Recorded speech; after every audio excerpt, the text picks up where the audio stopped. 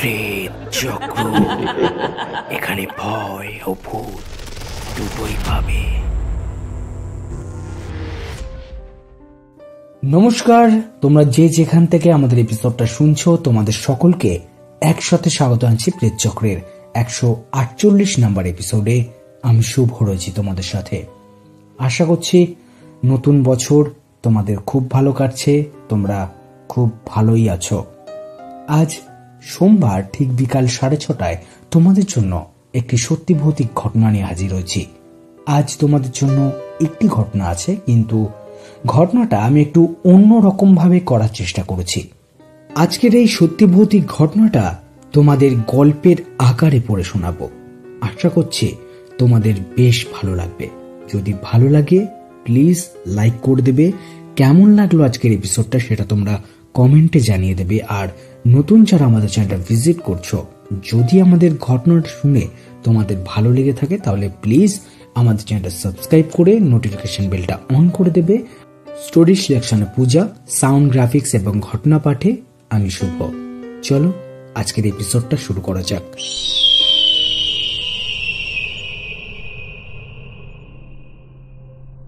ঘটনার সময়কাল 1980। গ্রামের অনেকের বাড়িতেই তখনও বিদ্যুতের নাম গন্ধ ছিল না। আমাদের বাসস্থান পাহাড়পুর গ্রামে। আমাদের গ্রামের শেষ প্রান্তে যে বড় আমবাগান ছিল তার পশ্চিম দিকের গ্রামটাই পাহাড়পুর। আমাদের পাশের বাড়িতেই একজন মজার মানুষ থাকতেন, যার বয়স প্রায় 80-র কোঠায়। সন্ধ্যার পর আমাদের জমাটি আড্ডা হতো সেই মানুষটার দোতলা বাড়ির ছাদে। ওনার বাড়ির ছাদের জায়গাটা আবার বেশ কিছুটা অন্ধকার, কারণ গাছের আড়ালের কারণে ল্যাম্পপোস্টের আলো পুরোপুরি পৌঁছায় না। শীতের রাত, হঠাৎ করে আড্ডার মধ্যে ভূতের গল্পের কথা উঠল। এই বিষয়ে আবার দাদুর দেখলাম ব্যাপক আগ্রহ। তার জীবনে নাকি অনেক অদ্ভুত অভিজ্ঞতা আছে, তারই একটা আমাদের আজ শোনাবেন। আমরা সবাই আগ্রহ নিয়ে কান খাড়া করে বসে আছি। পরিবেশটা ভূতের গল্প শোনার জন্য একদমই মানানসই। দাদু এবার আমাদের দিকে তাকিয়ে বলা শুরু করলেন, বুঝলে বাচ্চারা, ঘটনাটা সত্যি আর নিজের চোখে দেখা হলেও আজও একটা রহস্য রয়ে গিয়েছে আমার কাছে। গ্রামে আমাদেরই এক প্রতিবেশীর একমাত্র আদুরে মেয়ে রক্তিমাকে নিয়ে এই ঘটনাটা। সেই সময় রক্তিমার বয়স ছিল আন্দাজ 18। তখনকার দিনে এই বয়সের আগেই গ্রামের অনেক মেয়ের বিয়ে হয়ে যেত, কিন্তু রক্তিমার বিয়েটা বেশ কিছুটা দেরিতেই হয়েছিল। মা বাবার একমাত্র আদরে ছিল বলে তারা রক্তিমাকে বিয়ে দিতে দেরি করেছিল। রক্তিমার বিয়ে কার সাথে হয়েছিল আমরা জানতাম না। রক্তিমার বাবা সাধু সন্ত টাইপের মানুষ ছিলেন, একটু খেয়ালি প্রকৃতির। হঠাৎ করে তার এক পরিচিতের পাল্লায় পড়ে মেয়ের বিয়ে ঠিক করে ফেললেন। পাত্রের সম্পর্কে আমাদের কিছুই জানা ছিল না। রক্তিমার বাবাকে আমরা ভয় মিশ্রিত শ্রদ্ধা করতাম বলে কিছু জিজ্ঞাসাও করা হয়নি। সাধু সন্ত মানুষ, কিছু জানতে চাইলে আবার যদি গোসা হয়। বিবাহের সময় রাত 9 ঘটিকায় ঠিক হয়েছিল। অন্ধকার পুরোপুরি নামতেই পাত্রপক্ষ এসে হাজির হলো। বরের সাথে মাত্র 3 জন মানুষ। প্রথম জন রক্তিমার বাবার সেই পরিচিত মানুষ ও পাত্রের মামা, দ্বিতীয় জন পাত্রের বাবা, আর তৃতীয় জন পাত্রের মাস্তুতো এক ভাই। এত কম বরযাত্রী আসায় আমরা সবাই অবাক হলেও মুখে কিছু বললাম না। বিবাহের মুহূর্ত আসতেই পাত্রের চেহারা এবার আমরা সকলেই দেখতে পেলাম, কিন্তু তার চেহারাটা কেন জানি সুবিধার ঠেকলো না। পাত্রের চোখগুলো একদম খোলাটে, অনেকটাই মৃত মানুষের মতো। প্রথম দর্শনেই আমাদের পাত্র পছন্দ হলো না, কিন্তু কিছু করার নেই। আমি ঠিক করলাম রক্তিমার বাবাকে এই ব্যাপারটা বলবো, কিন্তু আবার ভাবলাম পাছে তিনি কিছু মনে করেন, তাই আর বেশি কথা বাড়ালাম না। খাওয়া দাওয়া শেষ করে যে যার নিজের বাড়িতে চলে এলাম, কিন্তু আমার মনে একটা খটকা থেকেই গেল। পরদিন সকালে হইচই শুনে আমার ঘুম ভাঙল। রক্তিমাদের বাড়িতে প্রচন্ড গোলমালের আওয়াজ। এক দৌড়ে গিয়ে সেখানে হাজির হলাম।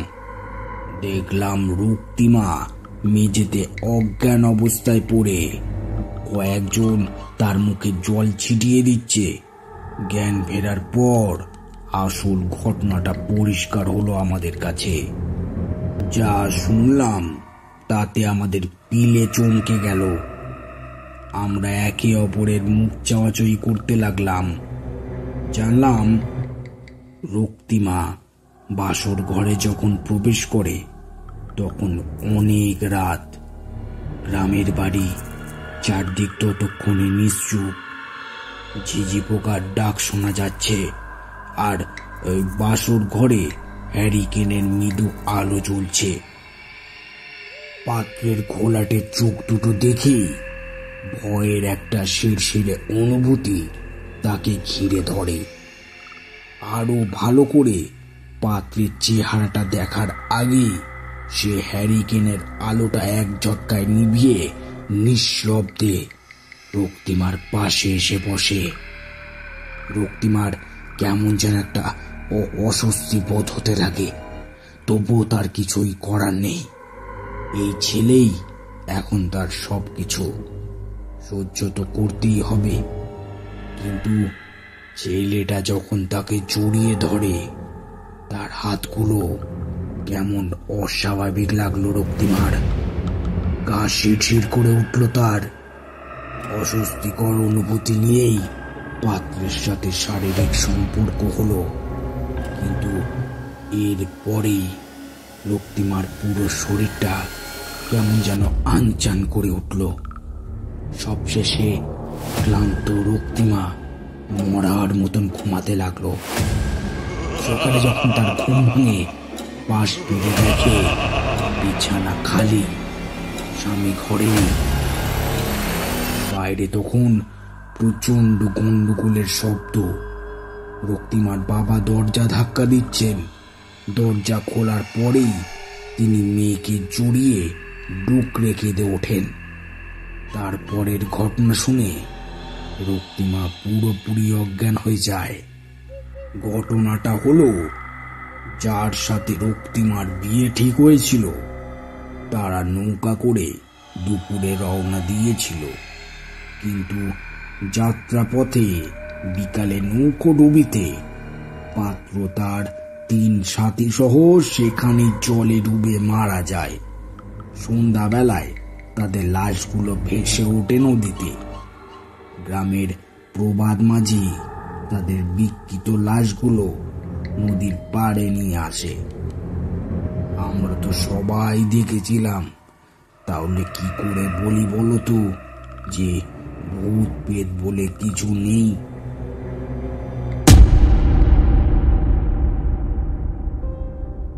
তাহলে কেমন লাগলো আজকে আমাদের 148 নাম্বার এপিসোডটা? আশা করছি আজকে তোমাদের ঘটনাটা বেশ ভালোই লেগেছে। আজকে একটু অন্যরকম ভাবে তোমাদের সামনে উপস্থাপন করার চেষ্টা করলাম। আজকের ঘটনাটায় 2টো ভয়েস দিয়েছিলাম আমি, আর আজকের ঘটনাটা একটু গল্পের মতো করে পাঠ করে শোনাবার চেষ্টা করেছি। আশা করছি তোমাদের বেশ ভালো লেগেছে। যদি ভালো লাগে তাহলে আমাকে কমেন্টে জানিও, তাহলে পরবর্তী দিনে আমি এই রকম ভাবেই আরো অনেক নতুন নতুন ঘটনা তোমাদের গল্পের আকারে পড়ে শোনাবো। আর যদি আমাদের এই ঘটনাগুলো শুনে তোমাদের ভালো লেগে থাকে তাহলে প্লিজ লাইক, কমেন্ট, শেয়ার করে দেবে। আর নতুন যারা আমাদের চ্যানেলটা ভিজিট করছো, যদি আমাদের ঘটনাগুলো তোমাদের ভালো লেগে থাকে তাহলে প্লিজ তোমরা চ্যানেলটা সাবস্ক্রাইব করে নোটিফিকেশন বেলটা অন করে দেবে।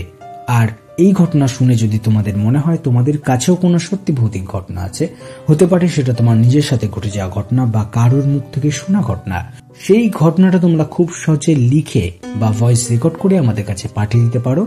হতে পারে পরবর্তী এপিসোডে তোমার পাঠানো ঘটনায় শোনানো হবে আমাদের প্রেতচক্রের আসরে। আর একটা কথা না বললে নয়, প্রেতচক্র কোনো কাল্পনিক বা অলৌকিক ঘটনাকে সমর্থন করে না। প্রেতচক্রের কাজ শুধুমাত্র তোমাদের এন্টারটেইন করা।